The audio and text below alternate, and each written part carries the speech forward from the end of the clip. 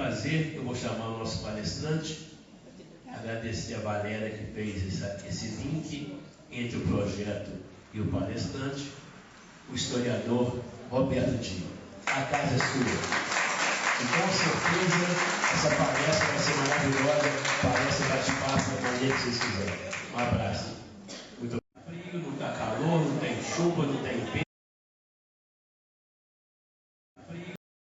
Gente, sem demagogia, sem nada, vou fazer 62 anos amanhã, graças a Deus, 62, e nos últimos 6 anos, vocês foram um presente muito grandioso que eu ganhei, tá bom? Obrigado, gente, valeu.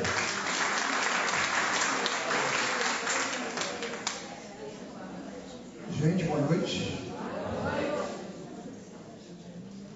Boa noitezinha, eu falei boa noite. Muito melhor, muito melhor. Gente, essa palavra palestra, eu sempre começo falando sobre ela. Palestra, no meu dicionário, não significa monólogo, não significa falar sozinho. Palestra é conversa. Ao contrário de outros palestrantes, eu prefiro, gosto, me sinto feliz em ser interrompido quando for necessário. Às vezes eu estou falando alguma coisa, vem na sua mente uma pergunta, por favor, faça imediatamente, me interrompa, porque muitas vezes, eu tenho vários amigos e várias amigas que me contam isso, falam, não, assisti a palestra, ia te perguntar, mas passou, depois ficou sem sentido te perguntar. Então, quer perguntar, se eu tiver condições de responder, eu vou responder, a gente vai conversar. Então, palestra é uma conversa. Não quero falar sozinho. Se tiverem dúvidas e discordarem de alguma coisa, por favor, podem falar, tá bem? Eu não sei, eu vi muitos amigos aqui, muitas amigas, alguns eu não tive o prazer de conhecer ainda. Eu sou Roberto Di, sou historiador, há 50 anos, defendendo a história de Juiz de Fora. Sou diretor também do Museu do Crédito Real, para aqueles que não conhecem. Eu gostaria de convidá-los a visitar o nosso museu. Dia 22 de agosto, o Museu do Crédito Real estará completando 60 anos de atividade.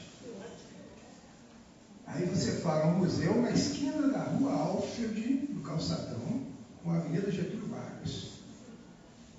As pessoas ali na parada, na frente do museu, tem uma parada de ônibus, um ponto de ônibus, uma parada. Tem pessoas que estão ali há 20 anos, no mesmo local, esperando o ônibus. Você para perto dela e pergunta, você já ouviu falar no Museu do Crédito Real? Ele nunca, tem uma placa nas costas dele, ele nunca leu. Então essa cultura do nosso povo brasileiro. Infelizmente a gente não presta atenção, né? E por ser um museu no primeiro pavimento daquele prédio majestoso que tem na esquina, e tem uma portaria, não sei se os porteiros são feios ou tem cara feia, mas inibe a entrada das pessoas. A entrada é grátis. Infelizmente, nesse momento, só está funcionando segunda, quarta e sexta, que são os dias que eu estou lá, porque durante a pandemia o museu pertence ao governo de Minas. Mas diz que aqui em Juiz de Fora tem 22 museus, muita gente não sabe disso. Exato, 20 museus de portas abertas em Juiz de Fora. Só a Universidade Federal de Juiz de Fora, ela possui 8 museus. Universidade. Sim, Já pensou, tem um museu com quírio malacológico, sabe o que é isso? Conchinha, concha do mar. isso. Sabe quantas conchas existem? 150 mil espécies de conchas. Tem conchas lá avaliadas em 30, 40 mil dólares. Esse museu foi montado pelo professor Mauri Pinto de Oliveira, que era um médico que abandonou a medicina para se dedicar à biologia. É muito interessante. Ele montou aqui, temos um museu de arqueastronomia, que foi montado pelo professor Franz Buchleitner, um professor austríaco que desvendou os hieróglifos do Portal dos Maias, um homem que é reconhecido no mundo inteiro e Juiz de Fora não conhece. Uma vez descendo o calçadão com o professor Maurício de Oliveira, esse que organizou o Museu das Conchas, e talvez por eu ser mais jovem e ter mais amigos aqui no calçadão, todo mundo me cumprimentando e ninguém nem sabia quem era. O homem era homenageado na França, na Iugoslávia, na Polônia, na Alemanha, e Juiz de Fora não conhecia. Nós temos valores extraordinários. Quando a gente pensou em falar, eu fui apertando tudo aqui, né? Eu vou falando e vou apertando. É isso. Quando a gente pensou em falar para vocês, que recebi o convite do projeto, eu imaginei que eu posso falar sobre a história de Juiz de Fora, posso falar sobre a Juiz de Fora pioneira, posso falar sobre tanta coisa em Juiz de Fora, posso falar sobre a presença da imigração alemã, a imigração italiana, a imigração síria, a imigração libanesa, a imigração portuguesa. Mas, eu falo, olha, vamos falar em 40 minutos. Normalmente eu falo pouco, eu só falo 2 horas seguidas, sem um papel na mão. Sem um papel na mão.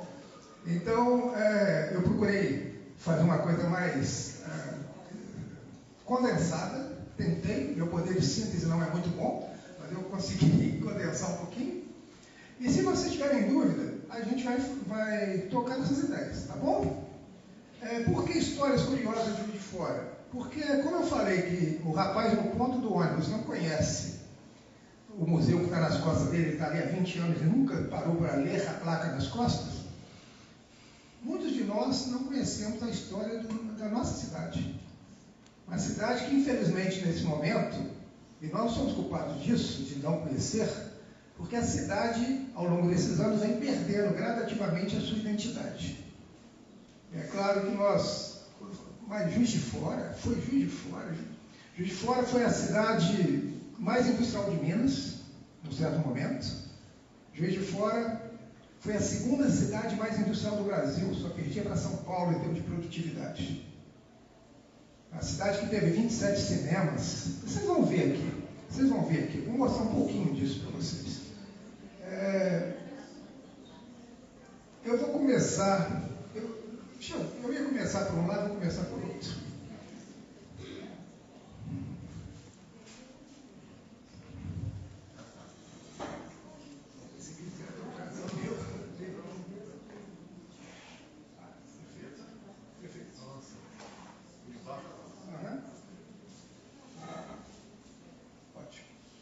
Nós estamos vendo ali um mapa. Vocês conseguem reconhecer alguma coisa nesse mapa? Não? Eu vou explicar para vocês. Exatamente. Rio Paraibuna é essa parte mais larga aqui, cheia de curvas. É o Rio Paraibuna. Esse era o leito normal do Rio Paraibuna até 1940. Quando teve uma grande enchente em 1940, o presidente Getúlio Vargas mandou a retificar o rio. Então hoje a gente vê grandes áreas retas no rio, né? A gente acha que o Rio Paraibuna tem grandes pedaços de retas, mas originalmente ele era tudo curvo. Aqui nós temos o Morro de São Bernardo, só para vocês entenderem onde nós estamos. Aqui nós temos a encruzilhada da Getúlio Vargas com a Rio Branco. Nós vamos ver esse mapa 3 vezes. A primeira é essa, trata da primeira estrada. A gente diz que o Brasil foi descoberto em 1500. De 1500 até 1700, nós tínhamos em Ouro Preto, em Minas Gerais, uma grande produção de ouro, um pouco mais acima em Diamantina, como o próprio nome já diz, uma grande produção de diamantes. Para dificultar contrabando, o governo da colônia portuguesa, que nós éramos Brasil colônia, ele proibiu que se construísse uma estrada que passasse pela zona proibida. A zona proibida é a nossa zona da mata. Nem Petrópolis, aquele paredão de Petrópolis, da montanha ali, servia como grande muralha. Então o camarada, como ele fazia para sair do Rio de Janeiro e chegar em Ouro Preto? Ele descia, nós vamos ver aqui, olha só. Ele saía do Rio de Janeiro, de navio, de barco, vinha até Paraty. De Paraty subia aqui Guaratinguetá, Cruzeiro, Pouso Alto, Baipendi, que é hoje São Lourenço, Caxambu, São João del Rei, Lagoa Dourada, até chegar em Ouro Preto. 90 dias de viagem. 90 dias de viagem. Isso tudo para poder impedir o contrabando. Em 1700, o bandeirante Garcia Rodrigues Paz, é mais desconhecido da gente, mas o pai dele era muito conhecido nosso, nós conhecemos muito o pai dele do colégio. Garcia Rodrigues Paes é filho do bandeirante Fernão Dias Paes Leme. Só para a gente lembrar um bocadinho. Garcia Rodrigues Paes, o bandeirante, consegue uma autorização do governo português para fazer uma estrada, uma picada, que passasse pela nossa região e chegasse mais rápido ao Ouro Preto. A viagem passou a demorar 33 dias. A viagem de 90 dias pelo caminho velho passou para 33 dias. Quando a gente fala caminho, é caminho mesmo. Não passava carroça. Passava-se de burros, tropeiros ou a pé. O próprio Tiradentes, que trabalhava para a coroa portuguesa, ele era alferes, ele fez, existem vários documentos que nós temos no Arquivo Municipal, no Arquivo Público Mineiro, o Tiradentes passando por esse caminho novo como guardião, como ele comandando tropas para proteger contra assalto os viajantes. Nós comemoramos esse ano 174 anos de Juiz de Fora, não é isso? Só que antes de Juiz de Fora, só conta esses 174 anos a partir do momento que Juiz de Fora foi levado à vila. Juiz de Fora, o povoado, foi levado à vila em 1850. Em 56 virou cidade. Nós temos 150 anos antes que a gente desconhece. E vocês vão ficar surpresas. Vocês vão ficar surpresas. Isso aqui, ó, lá em cima da Serra dos Órgãos, aqui os viajantes, os tropeiros, era assim que eles viajavam. Garcia Rodrigues Paes, à medida que ele vinha avançando, ele ia pedindo sesmarias ao governo português. São sesmarias. São porções de terra que pertencem ao governo português que poderiam ser doadas para aqueles que requisitassem, contanto que esses produzissem nessa terra. Garcia Rodrigues Paes consegue uma que é especial para a gente, uma sesmaria, que chamava Sesmaria do Alcaide Mor, porque o genro dele, Tomé Corrêa Vasques, o genro do bandeirante que abriu o caminho, ele foi Alcaide Mor, no Rio de Janeiro. Mais tarde, a sede dessa fazenda, que foi construída há mais de 315 anos atrás, nós estamos comemorando 174 anos de fora. Estou falando de uma construção que foi erguida há 315 anos atrás. Vocês conhecem? Alguém reconhece? Exatamente, ao lado do Parque da Saudade, conforme você falou. Essa fazenda do Alcaide Mor depois passou a se chamar Fazenda da Tapera. Ela pertenceu, por último, ao doutor Custódio Tristão, que doou para a Santa Casa. Hoje ela é propriedade da Santa Casa. Está de pé hoje. A casa mais antiga, a primeira construção erguida na nossa região, está de pé ainda. Olha isso. Infelizmente. Nada. Pois não. Foi um período, foi de puericultura, foi sim. Atualmente ali, essa parte de cá está funcionando como um arquivo da Santa Casa, porque por lei, os hospitais têm que manter, não sei se é 15 ou 20 anos, os protocolos de todos que são atendidos têm que guardar essa papelada toda. Então lá virou um depósito, se pegar fogo aqui nesses papéis, acabou, porque é toneladas de papel que tem, toneladas. É uma pena, porque uma casa como essa deveria ter um destino cultural, turístico, penso eu, né? Não sei se você restaurado, né? Ser restaurado. Juntamente com o Centro Histórico. É tombado, né? Juntamente com o Centro Histórico Chico Rei, que é um Centro Histórico de Cultura afro-brasileira, nós estávamos propondo na época, isso há mais de 15 anos, nós conseguimos do antigo provedor assinar um documento que nos cedeu por 30 anos essa casa para nós fazermos ali o Museu da África. Uma coisa extraordinária que a gente estava propondo. Passou a mudar de provedor. Quando assumiu o doutor Renato Loures, ele passou a nos cobrar um imediatismo muito grande que não tinha como você atender. E ele nos ameaçou. Eu falei, então toma de volta. É fácil de cuidar, então cuida. Não é? Mas nessa categoria é interessante isso. Não sei se vocês sabiam disso, que a casa tem 315 anos, uma cidade que comemora 174 anos. Tudo bem?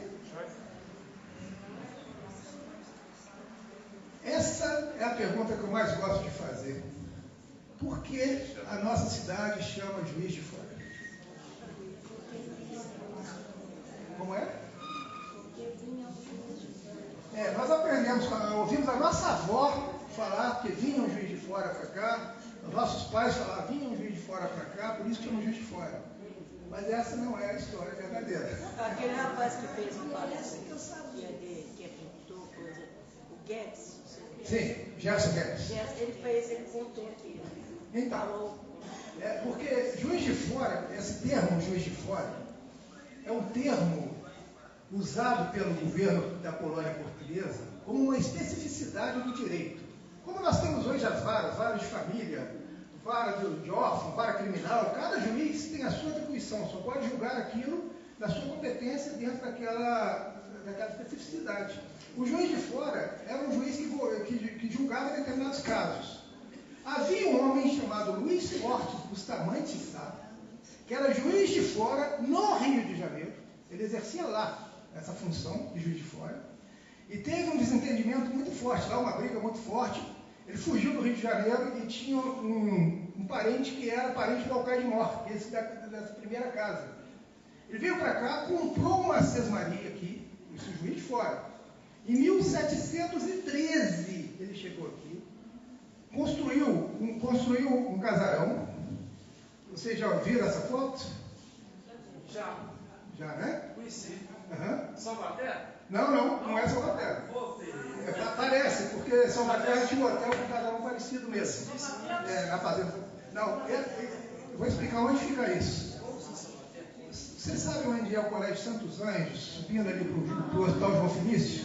Aquela parte baixa ali, ficava ali.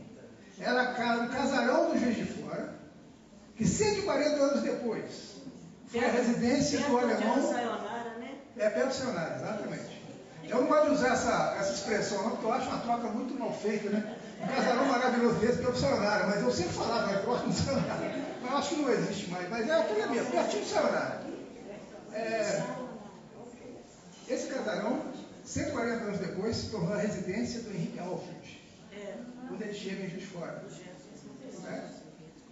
Esse casarão ficou de pé. De 1713, ele ficou de pé até 1945. Veja bem o que aconteceu. Antes de falar do casarão, vou continuar falando do casarão, só para lembrar.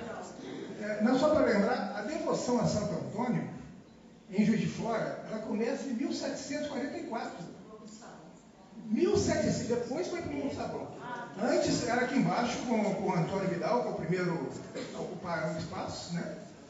Veja bem, esse Santo Antônio está aqui desde 1744, essa devoção. É muito interessante, né?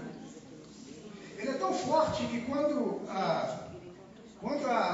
o povoado foi levado à vila, não foi levado à vila Juiz de Fora, não. Foi levado à vila Santo Antônio do Paraibuna, era o nome oficial da vila. Quando foi levado à cidade, 2 anos depois, em 1850, cidade do Paraibuna. Em 1865, 15 anos depois de ter sido elevado à cidade, o Barão São Marcelino, que era deputado estadual, ele fez uma lei que voltou o nome de Juiz de Fora, porque havia um espaço que chamava Juiz de Fora, outro espaço chamava Vila do Paraibuna, outro dia... É uma confusão. Ele falou, tudo vai chamar Juiz de Fora a partir de hoje. Ele fez a lei em 1865. Então nós só chamamos 1865, a partir de Juiz de Fora, depois de 1865. Roberto, quem falou aí de novo do salão? É o Morro da Goiaba. Lá no bairro Santo Antônio. Nós vamos falar do Ralph, que aqui é na segunda estrada. Vamos lá. Então, era o cargo dele. Se ele fosse médico, não é o pior deles. Nós somos muito mal representados. O nome Juiz de Fora, o nome desse cara, ele sai correndo daqui, porque ele brigou no Rio e veio para cá. Aqui ele brigou para vender correndo também, saiu, ele foi para se escondeu em Bitiboca, antigo Quilombo, foi se esconder lá, sim. O cara ele tem uma vida de brigas, de discussões. É um patrono nosso. Luiz Fortes Bustamante Sá.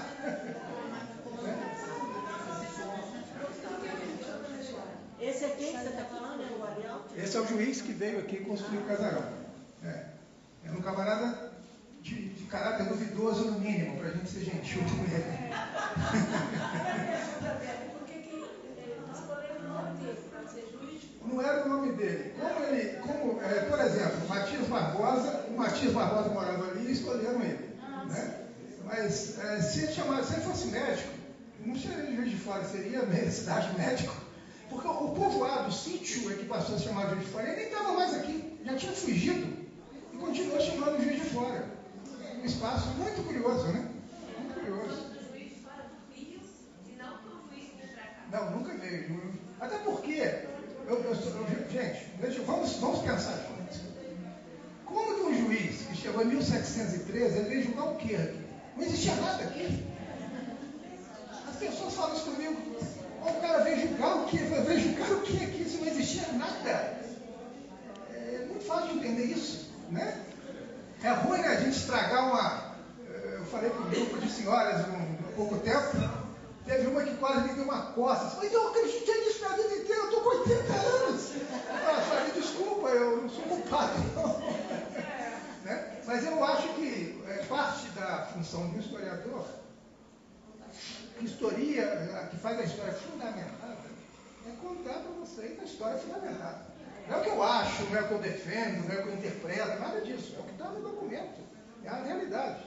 É pegar a sua carteira de identidade e falar, não, você não chama Zezé Monteiro, você... Ora, como não? Se o documento está dizendo ali, não é? E o que você acha do nome? Hein? O que você acha do nome? Do nome? Eu acho que, como nós já nos acostumamos, a gente aprendeu a amar o nome.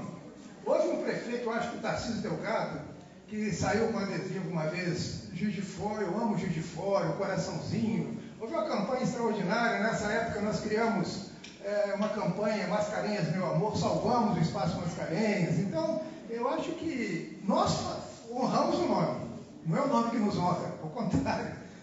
Todos que vieram depois honraram o nome, honraram a cidade. E são homens muito especiais. Né? Qual era a comarca daqui na época? Barbacena.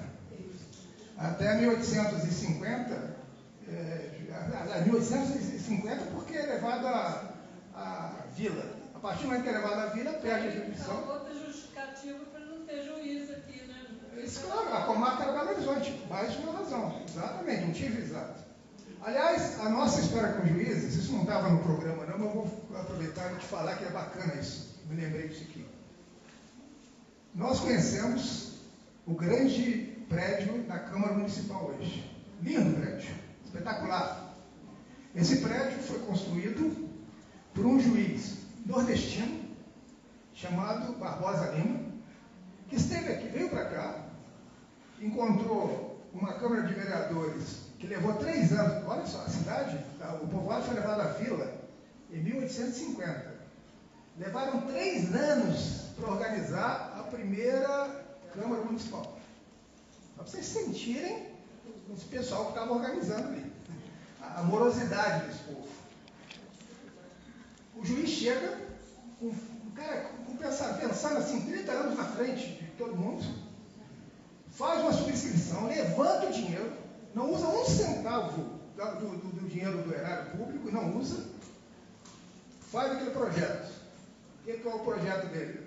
Porque tem uma outra coisa que eu não sei se todos sabem. Nós imaginamos que a vida inteira as cidades tiveram prefeitos. Não é isso? O prefeito sempre governou, desde que surgiu essa... Não é verdade. Até 1930, não existia a figura de prefeito no Brasil. Quem governava a cidade? O presidente da Câmara, que recebia o nome de agente executivo. Então a Câmara era o poder legislativo, o poder que fazia as leis, e também era o poder executivo. Olha que poder forte que tinha essa Câmara. Não é? Esse juiz chega e ele, claro, defende o poder judiciário, o terceiro poder. Nós temos os 3 poderes no Brasil. Faz o prédio, convida a Câmara Municipal, que se reunia numa casinha tímida na esquina, onde é hoje o prédio do que nós chamamos de repartições municipais, onde funcionou a prefeitura há muitos anos, o prédio da esquina, da Alfred com a Rio Branco. Ali era uma casinha. De acordo com os relatos dos viajantes que passavam por aqui, era uma cadeia tão fraca O bandido ficava ali porque ele estava sendo bem alimentado. Se ele quisesse, ele saía. Pra vocês entenderem. Aí vem um juiz, do lado, faz aquele prédio colossal, que naquele momento foi inaugurado em 1878. Não existia nenhuma cidade de Minas que tinha um prédio tão grande para o poder público municipal. Não existia. Qual prédio que é? O prédio da Câmara É Municipal. esse atual ali? É esse atual. O que eles fizeram, os vereadores, foram para os jornais e falaram: esse troço vai cair. Foi construído muito. E não, é um negócio louco. Aí quando eles viram que não caiu, o que o juiz falou? Eu quero convidar a Câmara, eu quero reunir nesse prédio o poder judiciário, que sou eu, o poder legislativo e o poder executivo, com a Câmara Municipal aqui dentro. Então vai ser o centro do poder esse prédio.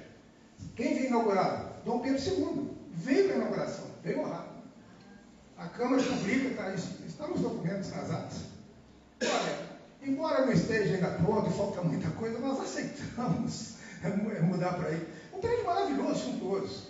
Tantos anos depois, o prédio está de pé, lindíssimo. Mas no ano seguinte, os vereadores da oposição ao juiz futigaram tanto o homem que ele foi embora. Ele pegou as mãos, nem despediu, foi embora. E alguém, um dia, falou: pô, esse juiz merece uma homenagem. Vamos dar o nome no prédio de Palácio Barbosa Lima. Então, ele deixou, alguém fez justiça, né? Mas voltamos aqui, eu falei da primeira estrada do Caminho Novo, a segunda estrada é a estrada do Paraibuna. A estrada do Paraibuna. Opa. A estrada do Paraibuna é essa estrada aqui. Ela termina, a Avenida Rio Branco faz parte da estrada do Paraibuna.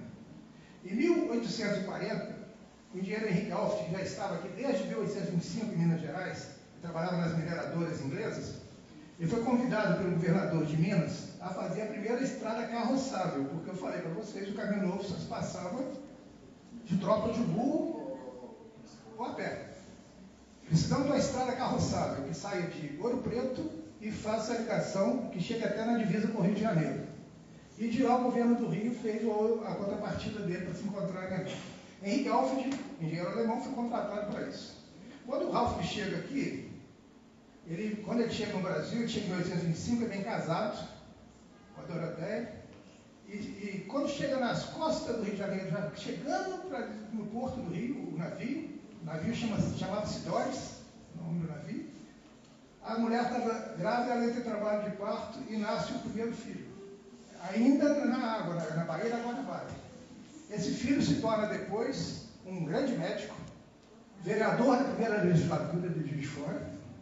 Ele era avô do Pedrinho Ralph da Loja Luminosa, só para vocês localizarem quem é esse bebê que nasce. Ele é o primeiro filho de 16 filhos que o Ralph terá. 16 filhos para o alemão. Quando o alemão chega aqui nessa região, quando o Ralph chega na região, ele abre uma grande reta, que chamava-se Rua Direita, Estrada Direita, que é a Avenida Rio Branco, com a intenção de fazer um povoado.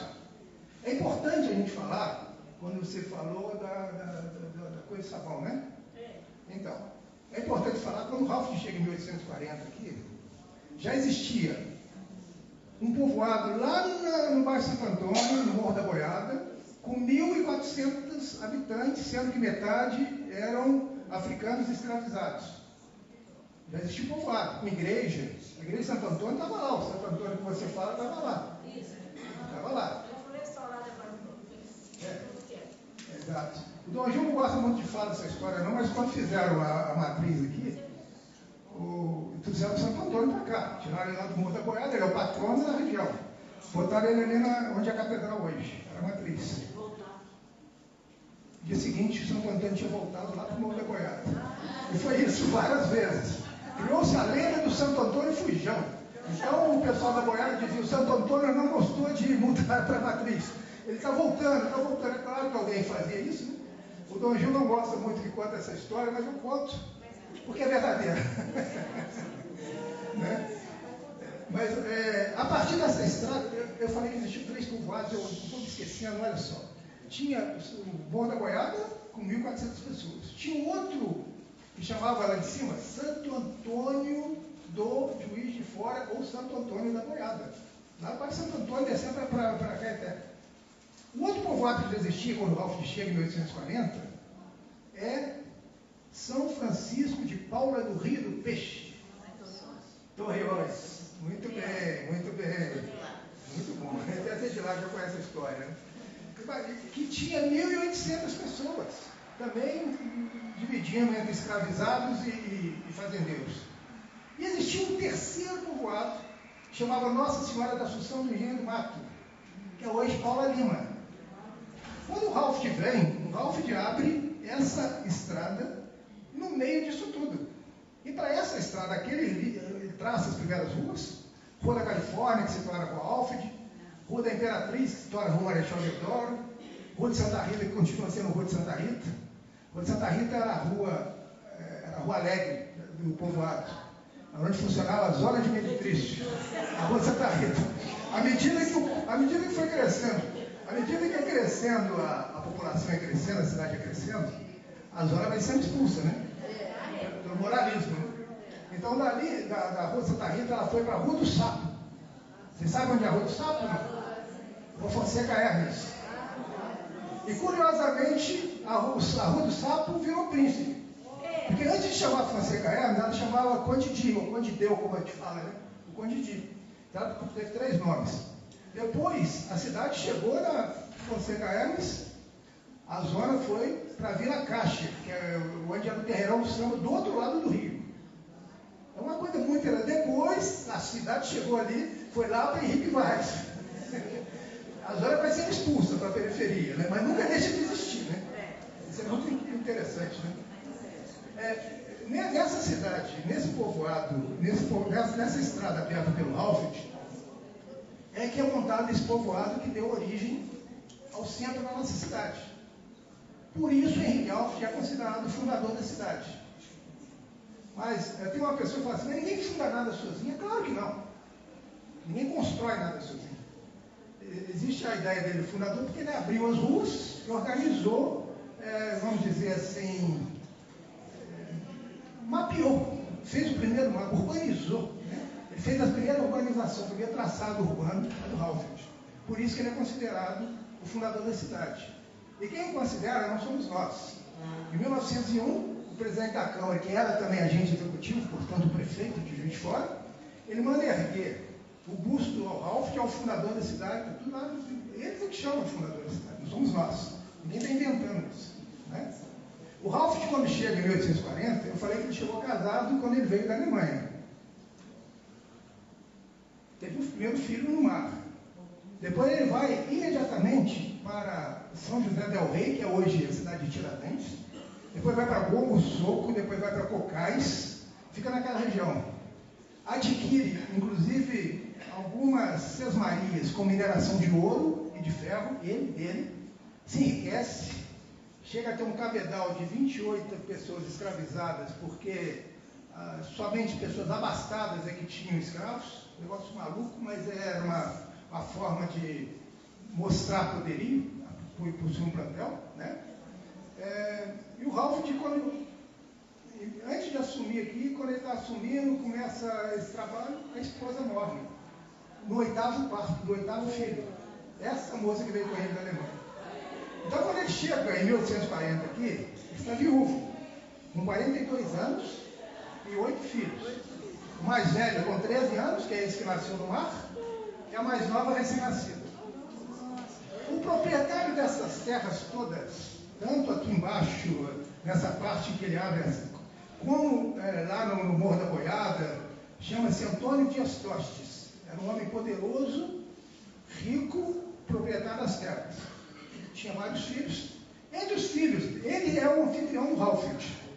Ele fala: eu sou o dono das terras, você está chegando para abrir uma estrada aqui, então eu vou fazer o seguinte, eu vou ser o seu anfitrião, te receber. Ralph, com 42 anos, conhece uma mocinha, uma das filhas do Antônio Dias Tostes, com 18 anos incompletos. Cândida Maria Carlota.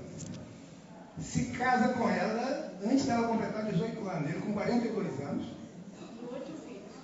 Ela, aos 18 anos, ela assume e 8 filhos. Se torna a mãe desses 8 filhos. E as cartas que estão, tem umas 100 cartas da família Ralph entre os filhos e esposa, entre Ralph dos filhos, entre Ralph e a esposa. Tem 100 cartas no Museu Mariano Procópio e tem 100 outras cartas do Ralph no arquivo diocesano.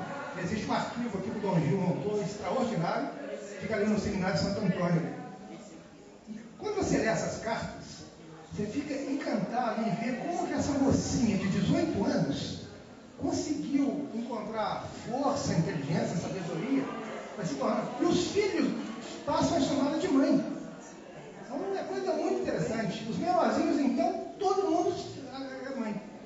9 meses depois, ela já dá à luz ao seu primeiro filho. O alemão é alemão, né? Menina, ele tem 7 filhos com 7 filhos dessa moça. Então, 8 com 7, 15. Está faltando um. Essa Cândida Maria Carlota, ela é uma das mulheres mais extraordinárias que eu de Juiz de Fora. Pelas cartas, você vai respeitando, você vai admirando, você vai criando, como uma mocinha do interiorzão. Primeiro que ele sabia ler e escrever, que era uma raridade naquele momento. Ela escreve as cartas, fala, não repare minha letra.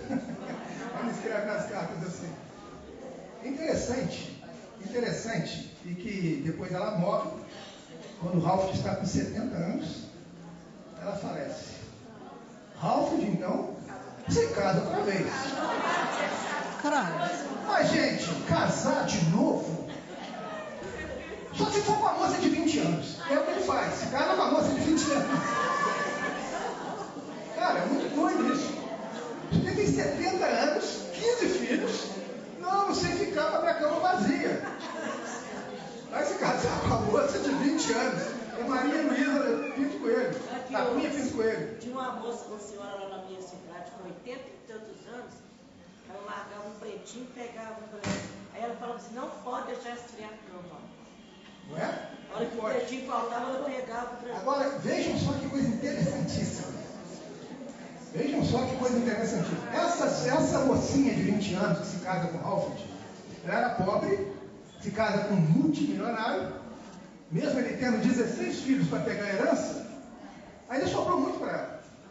Quando ela fica viúva, que é finalmente alguém sobrevive ao Ralph, né, a terceira, com 20 anos, ele com 70, ela se casa novamente com um jovem, e desse casal, desse segundo casamento dela, ela tem um neto que é o Pedro Nava, um memorialista. Pedro Nava, considerado o maior memorialista nosso. E o Pedro Nava, no livro Baú de Ossos, ele conta as intimidades da família. Ele fala assim, meu avô era um safado. Meu avô se casou com a minha avó por causa do dinheiro, por causa da herança do Ralph. Meu avô viajava o tempo inteiro. Quando minha avó morreu, eu achei que meu avô ia chegar todo tristonho, morreu mesmo. Não, ele chegou queimado, de sol. Vamos usar, cada um pega uma coisa que eu vou... Esse camarada, ele não só é a senhora da fortuna, como existe uma coleção de minerais, de minérios, de pedras, de topázios. Ela é considerada a maior coleção no mundo de minérios. Enchia 2 vagões de trem, pra vocês terem ideia da quantidade. De repente, desaparece isso.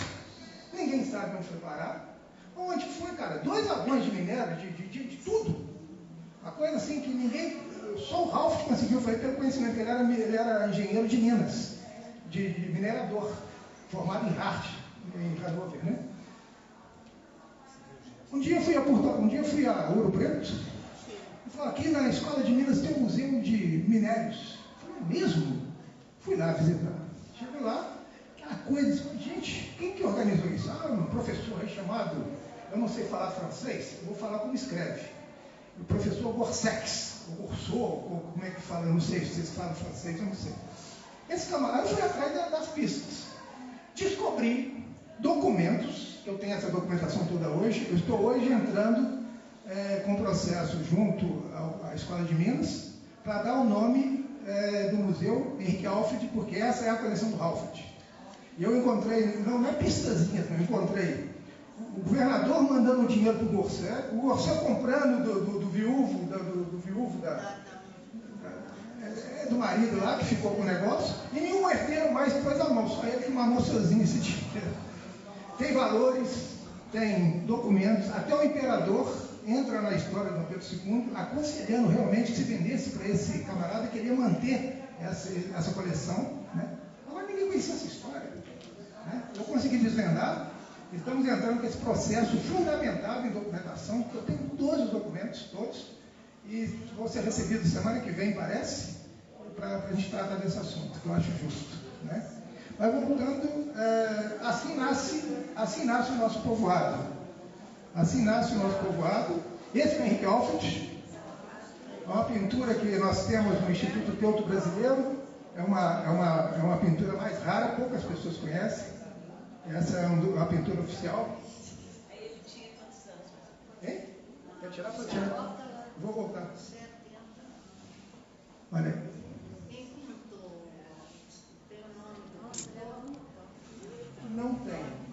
Ele não tem assinatura. Não tem. Infelizmente não tem. O Pedro Nava fala mais uma outra coisinha sobre o casal. Fala, minha avó deixou escritos dizendo que ela era mais feliz com o velho alemão do que com o jovem com quem ela se casou. Ela guardava pedacinhos de tafetá, gorgurão e outros tecidos que eu não lembro, que eram os vestidos que ela usava para os bailes que ela acompanhava o Alfred junto ao imperador. Ele deixa muito claro que ela foi muito mais feliz com o velho de 70 anos do que com o jovem com quem casou. Quem fala isso é o neto. Escreve, está no baú de ossos. Muito curioso isso, né? Mas era bonitão, não é não? Não parece um alemão meio... Esqueci de falar. Uma mocinha de 20 anos, ele sapecou mais um filho. Completou 16. Completou 16.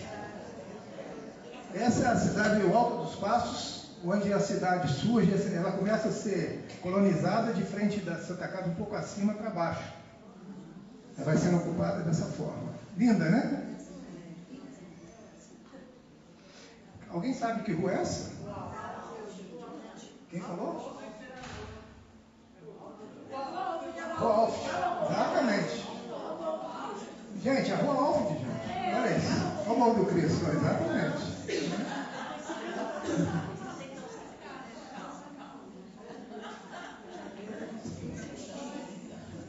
Essa cidade do Alfred atrai homens fazendeiros que transformam Juiz de Fora e a região no maior produtor de café do Brasil. E assim surge a primeira riqueza de Juiz de Fora, totalmente produzida por fazendeiros que, ao amealhar fortunas, recebem também o título nobiliárquico de barões. Esses fazendeiros todos fazem com que Juiz de Fora seja a cidade brasileira que tem o maior número de barões. Um negócio muito interessante também. Aqui eu só vou falar de alguns para vocês. Ó. Esse aqui é o Barão de Juiz de Fora, que foi o primeiro prefeito, o primeiro presidente da Câmara, da primeira Câmara, foi o primeiro a administrar a nossa cidade. O segundo é o Barão da Bertioga. Esse homem nada mais fez do que criar o Hospital da Santa Casa e doar para a sociedade, para a nossa comunidade. Aqui é o Barão de Santa Mafalda. É um homem que constrói o prédio dos grupos centrais. Né? Aqui é o Barão de Montemário, que juntamente com o Barão de Santa Helena e Bernardo Mascarenhas, Francisco Patinho de Oliveira, fundam o primeiro banco de Minas Gerais, que a gente vai falar também, que é o Banco de Crédito Real. Aqui nós temos o Barão de São Marcelino, que é um homem que em 1865, ele é neto do Antônio Dias Toffoli, que é o dono das terras, e ele era deputado estadual, e ele transforma definitivamente os nomes todos que tinham em Juiz de Fora, vai ser chamado Juiz de Fora pela lei, pronto.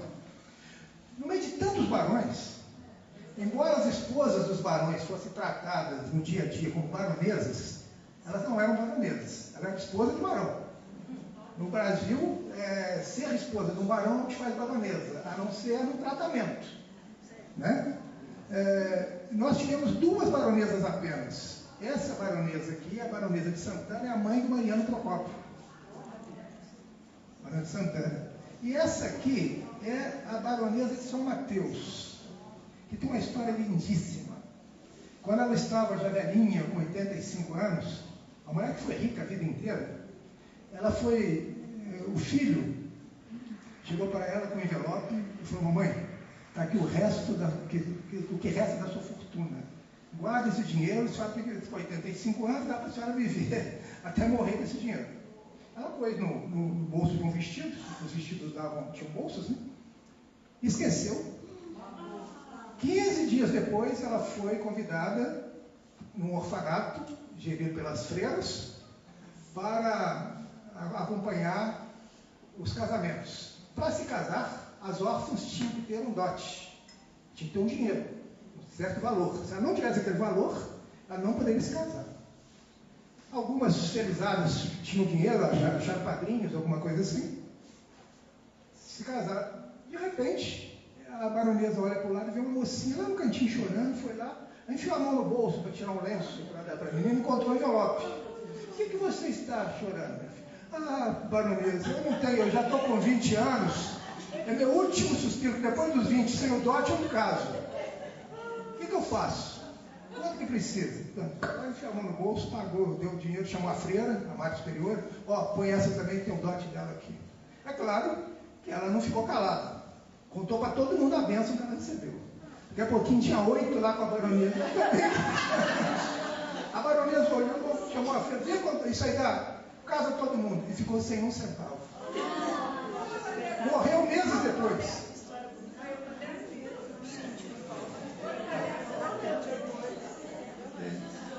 Esse é o barulho de Santa Helena. A terceira estrada é a estrada União Indústria, que é construída pelo Mariano Procópio. Oi. A produção cafeeira era mais aonde, Samuel? Hein? Em que região de Juiz de Fora era a produção cafeeira? Fazenda São Mateus. Aliás, todas as fazendas que ainda existem, que você vê hoje como pasto, tudo que você vê como pasto hoje era cafezais. Um negócio extraordinário. Pensando que Juiz de Fora, a gente às vezes escreve Coronel Pacheco, fazia parte de Juiz de Fora. Matias Barbosa fazia parte de Juiz de Fora. São José do Rio Preto, são todas cidades hoje. A terra do Belmiro Braga ali, chama hoje Belmiro Braga, era Juiz de Fora. Tudo era Juiz de Fora. Então, quando a gente pensa em Juiz de Fora, não é o município que a gente tem hoje. É uma extensão de terra muito maior. Né? O Mariano Procópio faz a terceira estrada, que é a primeira estrada pavimentada da América do Sul.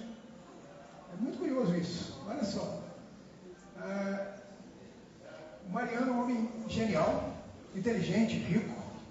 Chega na cidade de Barões, não tão inteligentes, mas ricos também. E fala: olha, eu tenho várias ideias. Vamos fazer uma associação de melhoramentos aqui para a cidade? Todo mundo gosta das ideias dele, faz. Coloca ele como vice-presidente para não ter poder nenhum. Tudo que ele faz, eles vão anulando. Até que ele se queima e rompe com a cidade velha. Então ele compra, ele adquire terras. Ele monta a Companhia União Indústria, esse aqui é o Mariano Procópio. Aqui a companhia que ele monta é uma companhia com 2 objetivos: construir a primeira estrada pavimentada da América do Sul, que liga Juiz de Fora a Petrópolis, e construir uma colônia agrícola. Para isso ele compra terras da rua Paula Lima, ao lado ali do Viana Júnior, não sei se vocês conhecem a rua Paula Lima, até Francisco Bernardino, incluindo São Pedro, Borboleta, Rua Bernardo Mascarenhas, incluindo tudo isso. Ele compra essas terras todas para criar ali um novo povoado. Ele contrata, vai para a Alemanha, contrata e traz 1.193 imigrantes alemães que chegam apenas 2 anos depois da cidade ter sido elevada à cidade. Juiz de Fora é elevado à cidade em 1856. Os imigrantes alemães e tiroleses, não é só alemães e austríacos chegam a Juiz de Fora em 1858. Essa estrada, a primeira estrada pavimentada da América do Sul. O Mariano, ao fazer isso, ele vai criar o pioneirismo. Vamos lá. porque o meu tempo está esgotando aqui. Olha só, isso aqui era o Mariano Procópio, onde é hoje a estação de trem. Eram as oficinas. Aqui o morro que sobe ali para o Morro da Glória, tá vendo? Está tudo mato, né? É. Olha a estrada novamente. Aqui está a cachoeirinha do Vale do Ipê, só para vocês terem uma ideia onde é. Lá para cima do Vale do Ipê. Uhum. Lá só tem barraco agora, né? É. No Vale do Ipê. A cidade é maravilhosa, né? Esse é o primeiro mapa de 1844 que o Ralph faz, já tem aqui o lugar da capela, da matriz, que veio a catedral depois, e do Parque Alfred também.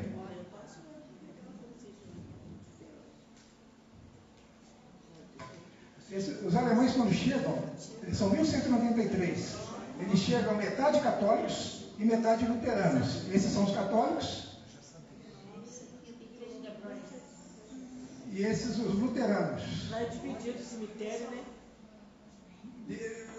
2 anos antes dos imigrantes chegarem, Mariano já tinha feito cemitério. Era o cemitério da Companhia Não Indústria. Metade para os protestantes, metade para os católicos. Porque com a chegada dos protestantes alemães, é a primeira vez que a cidade recebe a figura do protestante nas suas terras. O padre, da matriz, chamava Tiago Mendes Ribeiro, era um padre negro, forte, decidido. Quando ele viu os luteranos chegarem, tudo, ele falou: diabos louros, esses diabos louros. Onde se enterrava? Se enterrava dentro da catedral ou no átrio da catedral, era ali que era o cemitério. Ele falou: aqui não se enterra protestante não. Só que o Mariano, já prevendo isso, já tinha feito no Cemitério da Glória, que virou o Cemitério da Glória posteriormente, a divisão que é dividida até hoje no meio. A esquerda luterana, a direita. Em São Pedro é a mesma coisa, no Vale de São Pedro, dividido no meio. A esquerda luterana e a direita, né? Chegam também os italianos, que é o maior número o maior contingente de imigrantes que chegam de fora são os italianos. Chegam 20 mil italianos. Eles ficavam na hospedaria Horta Barbosa, que é hoje onde é o batalhão, lá na rua Santa Terezinha, o batalhão de polícia. Tinha capacidade para 2 mil pessoas, às vezes tinha 4, 5 mil pessoas. Isso fez com que os italianos, 94 italianos, morressem de cólera e fossem enterrados lá mesmo.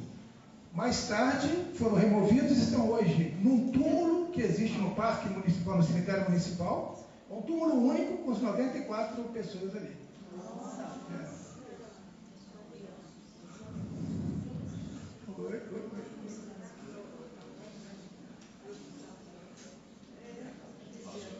Passou. Opa! Está apanhando o seu.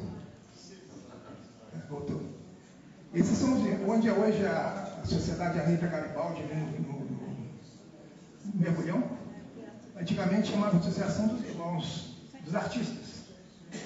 Eram os italianos que se organizaram, dominaram toda aquela região ali de São Roque, e construíram a igreja de São Roque, é uma construção dos italianos, ali que era uma concentração. Sim, nós estamos falando, eu faço parte da comissão que está restaurando isso agora. Infelizmente entraram vândalos ali, drogados, que estavam abandonados, acabaram com tudo, romperam tudo, até o gradil ali, roubaram. Agora nós fizemos a comissão e nós estamos restaurando. Vamos ver o que a gente consegue.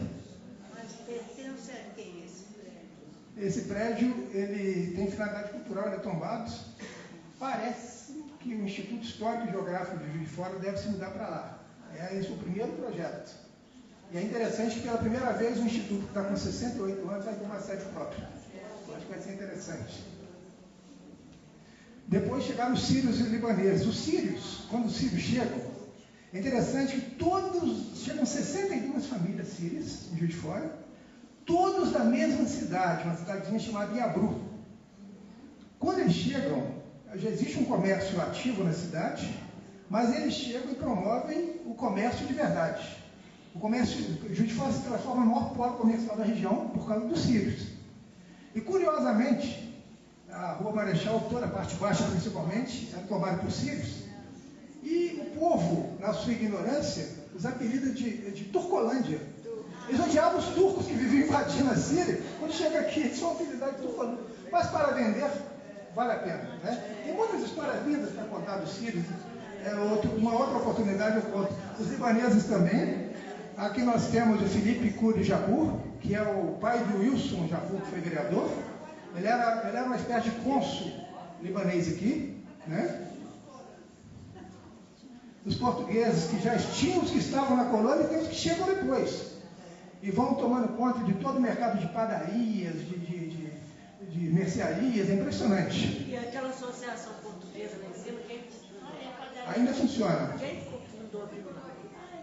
Um grupo de descendentes, mas atualmente está com uma diretoria que está ressuscitando. Instituições culturais em Juiz de Fora, no Brasil é muito difícil, Juiz de Fora é super mais difícil. Não existe apoio de ninguém para você desenvolver nenhuma atividade cultural. E é claro que nós não podemos deixar de lado... E a Casa de Itália, né? Sim, também está começando a restaurar também. E nós temos a contribuição africana, toda a nossa culinária, nossa língua, está invadida de contribuições africanas. E a gente nem sabe. Mas devemos muito aos africanos, muito, muito, muito. Rapidamente, tá, poucos, rapidamente, só para concluir. Eu falo de pioneirismo, que vamos falar bem rápido para... isso todos nós sabemos, né? A primeira usina hidrelétrica da América Latina, a gente acha que é só esse que é primeiro, né? Aí tá, aqui era o Bernardo. Esse é o Bernardo Mascarenhas, que é o cara que chega na cidade para construir uma empresa de tecelagem, que é onde o Espaço Mascarenhas hoje, ali, o Centro Cultural Bernardo Mascarenhas. Até então, todos os magnates, tiares, eram movidos a vapor.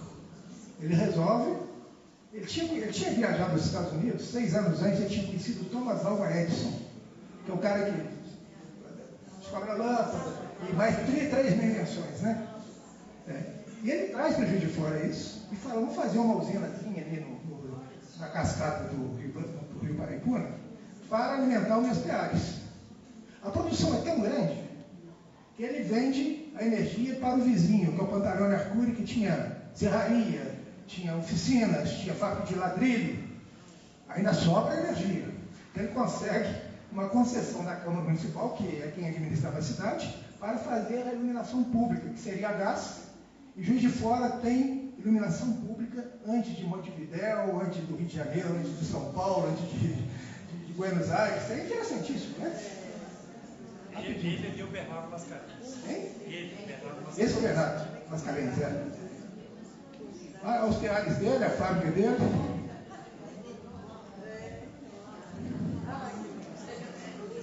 Os irmãos Lumière inventam cinema em 1895 na França, em Paris.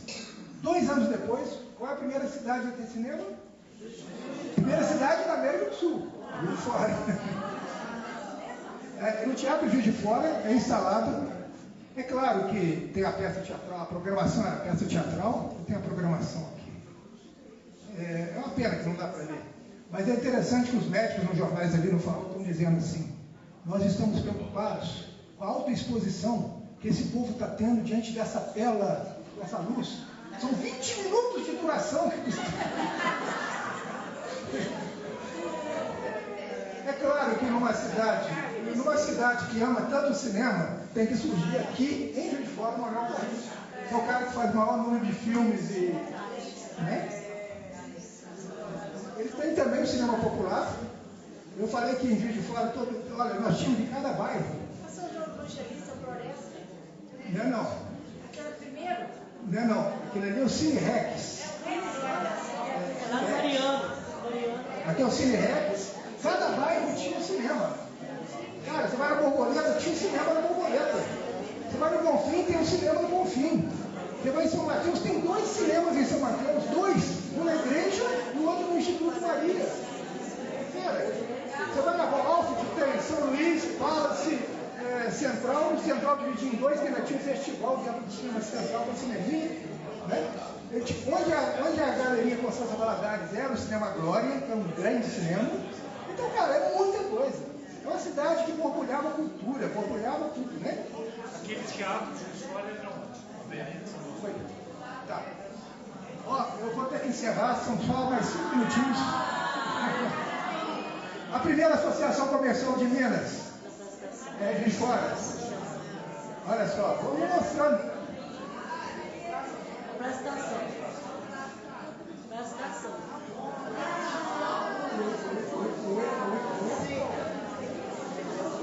O primeiro transporte público do estado de Minas, Juiz de Fora, bondes puxado a burro. Tá vendo aqui?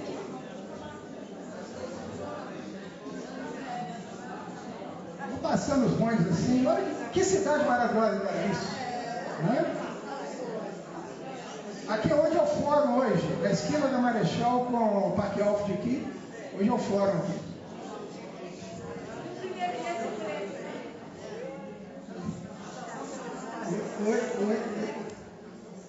O último dia do bonde foi em 1969. Você foi? Foi uma coisa triste, eu também fui, eu tinha 13 anos. Itamar Franco está aqui no meio, era o prefeito, sou prefeito Itamar. Itamar, depois que acabou com os bondes, no dia seguinte ele chorou uma semana. Porque ele não queria acabar, mas não tinha outra opção. Mas imagina os bondes hoje, para onde que o nosso trânsito ia? É verdade? Eu vou terminar agora, porque a primeira estação telefônica do estado, Juiz de Fora. A terceira fábrica de pregos do Brasil, Juiz de Fora. O primeiro costume industrial do Brasil, Juiz de Fora, costume Cranbeck. O primeiro monumento do Cristo Redentor, da ideia do Cristo com os braços estendidos abençoando a cidade, Juiz de Fora. Às vezes chega amigos nossos do Rio, que vocês tentaram copiar o Corcovado, que não, o nosso foi 26 anos antes. 26 anos antes. O Batista de Oliveira, que constrói isso, que está aqui, o Batista está aqui. Um segundinho mais, gente. O Batista de Oliveira, que está aqui, ele constrói o Cristo, ele constrói a Academia de Comércio, que é a Academia de Altos Estudos Comerciais, tem estudar gente do Brasil inteiro aqui. Ele é dono da Casa Baratesa, que depois vira Edifício Brumado. Casa Baratesa. Aqui é o Cleveland Braga, que era genro dele.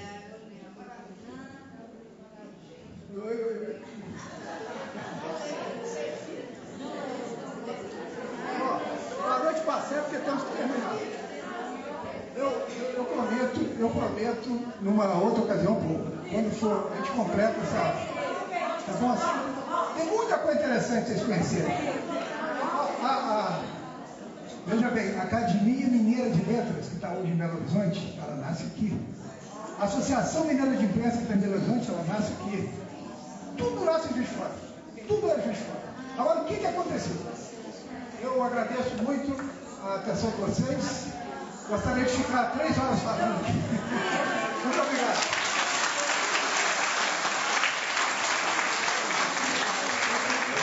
Nós que agradecemos. Gente, coincidentemente, hoje é o dia do historiador, 19 de agosto.